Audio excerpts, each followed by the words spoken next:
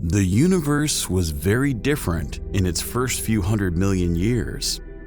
Gravity was just kicking in to clump together clouds of gas and dark matter, and the first generation of stars, only rich in hydrogen and helium, were beginning to form. But surprisingly, by now, some giant black holes having a mass of up to 1 billion solar masses had somehow formed. If we consider the traditional picture of black hole formation and growth, the extremely young universe, less than 1 billion years old, surely had not existed long enough to allow the black holes to bulk up to 1 billion solar masses in the usual way. And if our current black hole models are accurate, such massive black holes, or quasars in particular, should not have formed in that era of the universe. But in reality, they did exist in the early universe. So how did such massive black holes form in the baby universe?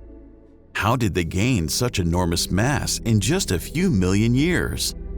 Finally, and most importantly, how does this change our current understanding of black hole formation?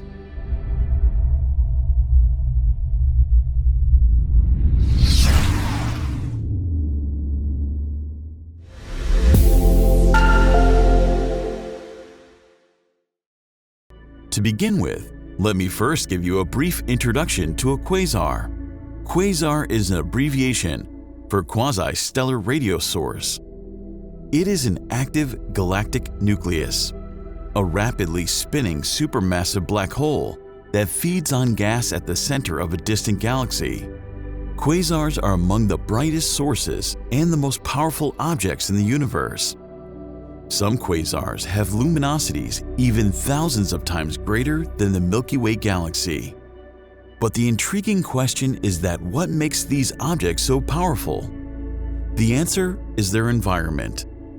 Quasars usually reside in galaxies that are home to enormous gas supplies.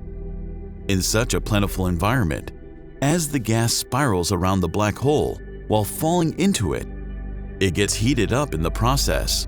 Hence, it emits radiation across the entire electromagnetic spectrum. As the supermassive black holes in nearby galaxies do not have such huge quantities of gas, quasars are typically found in distant galaxies.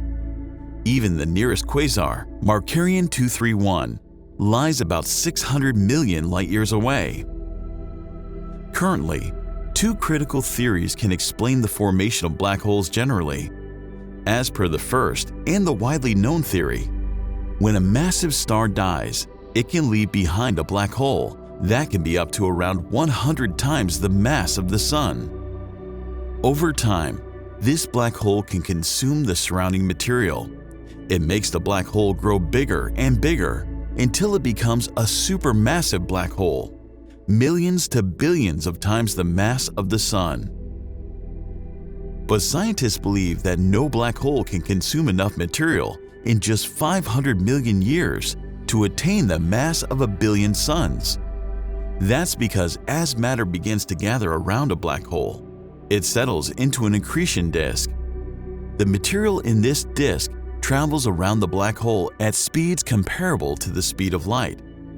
Due to the motion, the disk gets heated up and blasts out jets of radiation across a broad spectrum of wavelengths.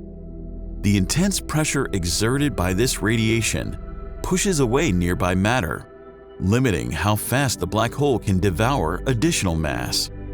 This theoretical maximum accretion rate of a black hole is known as the Eddington mass limit. And even if a black hole can pull in matter faster than the specified limit, the enhanced accretion is expected to produce powerful winds. These winds will further drive the surrounding material away, thus halting the growth. All these factors limit how fast a black hole can grow. So, if this scenario is accurate, it contradicts the theory that quasars formed in the early universe in the usual way. This brings us to the other possible quasar formation theory. According to it, some short-lived stars, possibly having a lifetime of nearly 250,000 years, collapsed to form black holes that carried mass up to 100,000 times the mass of the Sun. In this case, as the seedling black hole was quite massive, it could have quickly accreted mass equivalent to billions of solar masses. Also, the estimates say that a quasar must lie somewhere between 10,000 to 100,000 solar masses at its birth, which further sustains this theory. But for such a black hole to form, the parent star has to be extremely massive, almost tens of thousands of times more massive than the Sun. But we have never observed such gigantic stars in the known universe. Even the most massive star discovered so far is just about 300 times the Sun's mass. Furthermore, we don't know any current mechanism that can drive the formation of stars thousands of times the Sun's mass. However, we know that the conditions in the early universe differed from what we see today. So, as per simulations, such stars could have formed in the early universe. Although the phenomenon would have been rare, it's possible that massive stars formed at the junctions of powerful streams of dense and turbulent cold gas. But this would have required some truly exotic conditions, such as backgrounds of intense ultraviolet radiation or supersonic flows between gas and dark matter for stars to form. And unfortunately, none of these exotic conditions resembles the environments in which these early quasars have been found. So, how do we explain the quasar formation? To answer this question, scientists ran simulations of the gas streams. Usually, a baby star forms when a dense knot of material in a cold cloud collapses under its gravity. But in considerable turbulence, conditions aren't stable enough for such a collapse. So in the simulations, the turbulence generated by the intersecting streams prevented the formation of average stars, the ones we see today. Instead, this made the cloud in the simulation grow so massive that it catastrophically collapsed into two giant stars, almost 31,000 and 40,000 times the mass of the Sun.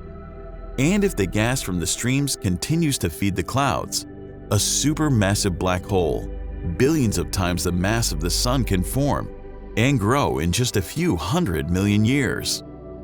This explains how supermassive black holes could have formed at the intersections of gas streams, even without exotic conditions. And if calculations are to be believed, roughly 200 quasars formed within the first billion years of our universe's history. And now, we possibly know how. Daniel Whalen, a co-author of the study, said, "The first supermassive black holes were simply a natural consequence of structure formation in cold dark matter cosmologies, children of the cosmic web." And this idea is simply beautiful. This concludes the 19th episode of the Sunday Discovery series.